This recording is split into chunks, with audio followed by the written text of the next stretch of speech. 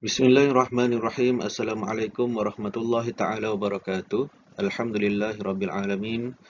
Wassalatu wassalamu ala asyrafil anbiya'i wal mursalin wa ala alihi wa sahbihi ajma'in. Qala rabbi shrah li sadri wa yassir li amri wa hlul 'uqdatam min lisani yafqahu qawli. Subhanaka la ilma lana illa ma 'allamtana innaka antas samiul alim wa la haula wa la quwwata illa billahil aliyyil azim. Alhamdulillah, syukur kita kehadrat Allah Subhanahu Wa Taala kerana masih lagi diberi ruang dan peluang untuk kita teruskan siri perbincangan UPKK, ulang kaji UPKK bagi subjek Sirah tahun 4, yang mana kita masih lagi dalam pelajaran yang kedua, iaitu pembangunan negara Islam, dalam unit yang keempat iaitu ekonomi. Okey, dan uh, secara ringkasnya, konsep ekonomi Islam itu ialah merujuk kepada sesuatu ilmu yang mengkaji tentang kegiatan manusia yang berlandaskan dengan tuntutan syariat Islam daripada semua peringkat, iaitu daripada perolehan, penggunaan dan pengurusan sumber untuk kebaikan diri dan masyarakat dan negara dari segi rohani dan jasmani, bagi mendapatkan keredaan Allah Subhanahu Wa Taala. Itu konsep berkaitan dengan ekonomi Islam. Dan apa yang kita nak bincangkan dalam pelajaran kita ni adalah berkaitan dengan ekonomi Madinah sebelum kedatangan Islam. Maksudnya sebelum, boleh dikatakan juga sebelum Rasulullah sampai ke Madinah, dan selepas kedatangan ekonomi Madinah, selepas kedatangan Islam ke Madinah. Okey,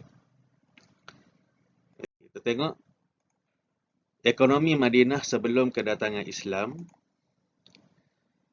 Okey, masyarakat Islam ditindas dalam urusan perniagaan. Okey, kita tahu bahawa dalam peristiwa hijrah ke Madinah, ada orang-orang Islam yang daripada Mekah, Rasulullah suruh pergi awal ke Madinah, dan ada juga masyarakat ataupun orang-orang Madinah yang telah memeluk Islam sebelum Rasulullah sampai ke Madinah dalam peristiwa hijrah itu. Maka mereka ini ditindas dalam urusan perniagaan. Maksudnya gerai mereka tak laku, apa yang mereka jual diboikot dan sebagainya. Okey, kemudian ekonomi dikuasai oleh kaum Yahudi yang mengamalkan riba dan penipuan dalam pinjaman. Okey, pada masa ni, sebelum datangnya Rasulullah ataupun sebelum datangnya Islam ke Madinah, ekonomi di Madinah pada masa tu dikuasai oleh orang Yahudi. Mereka ialah petani, usahawan, peniaga yang berjaya yang mengamalkan riba dan penipuan. Okey. Barang yang utama pada zaman masa itu adalah kurma. Kerana tanah yang subur di Madinah untuk menghasilkan kurma yang banyak. Okey.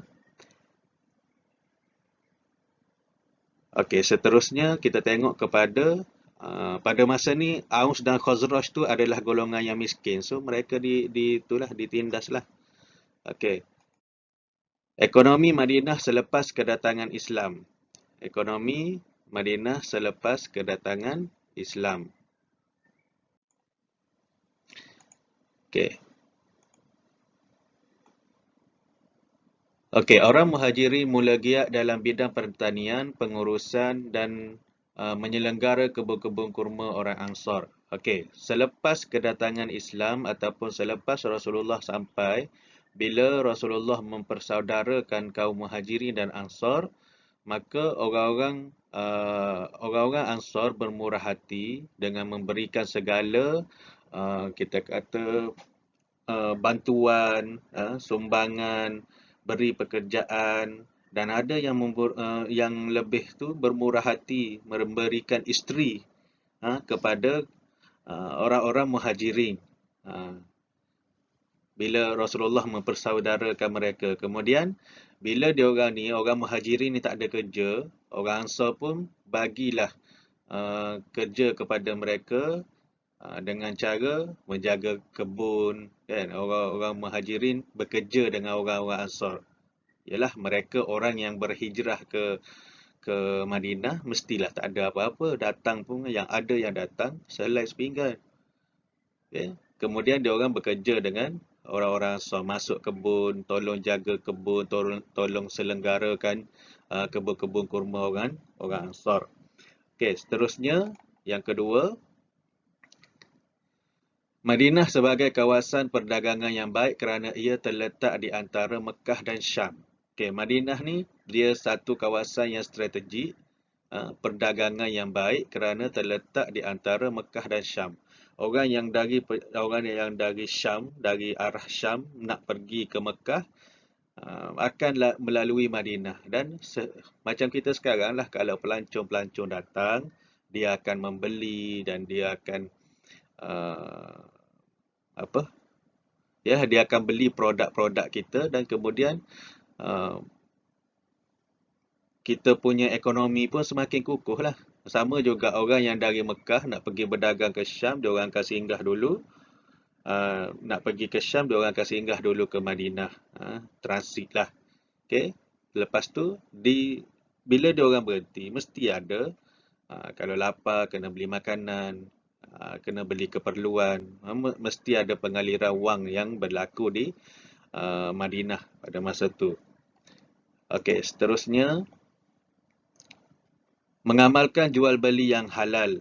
Okey, Rasulullah menerapkan kepada sahabat-sahabat dalam urusan jual beli supaya mengamalkan jual beli yang halal, tidak meniru ataupun tidak mengambil konsep jual beli orang Yahudi yang mengamalkan riba dan penipuan.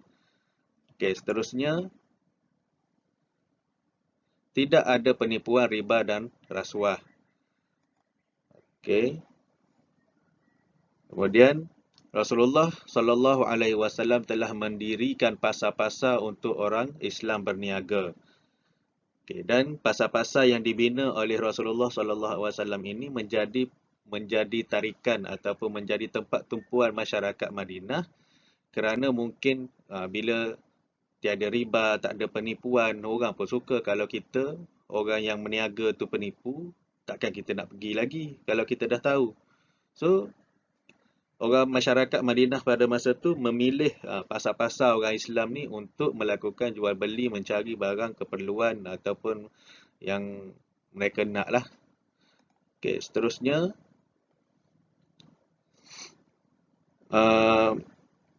ekonomi masyarakat Islam semakin kukuh dan seimbang. Bila berlaku jual beli, bila berlakunya kegiatan ekonomi dalam kalangan masyarakat Islam ni, maka ekonomi masyarakat Islam itu sendiri semakin kukuh dan seimbang. Okey. Hebatnya Rasulullah sallallahu alaihi wasallam ni, dia bila Rasulullah sallallahu alaihi wasallam sampai ke Madinah, maka Rasulullah melakukan pelbagai bentuk, antaranya pelbagai perkara, antaranya mempersaudarakan Muhajirin dan Ansar supaya senang mereka bergaul, saling kenal mengenali, boleh membantu. Orang ni ada kebun banyak, tak dapat nak diselenggara, panggil orang Muhajirin untuk jaga, untuk menjadi pekerja di peringkat awalnya. Kemudian bila seorang sahabat, Abdul Rahman bin Auf, diorang datang, kita tahu Abdul Rahman bin Auf ni adalah seorang yang orang kata business minded. Dia otak bisnes. So dia pandai dalam urusan perniagaan. So dia diberikan sejumlah wang untuk memulakan perniagaan. Dipinjamkan oleh golongan Ansar. Kemudian dia memulakan perniagaan dan berjaya dalam masa yang singkat sahaja. Okay?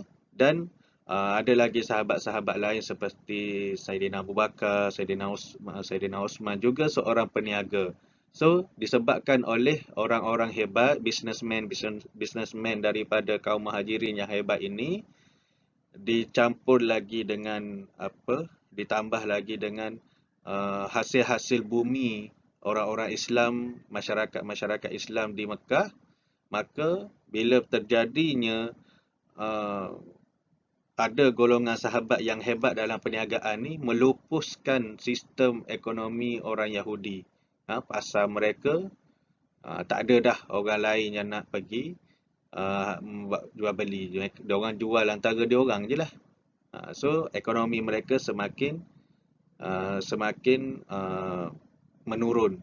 Kemudian ekonomi umat Islam pula yang semakin meningkat. Itu strategi Rasulullah sallallahu alaihi wasallam dalam mengembangkan Islam, dalam membangunkan sebuah negara Islam.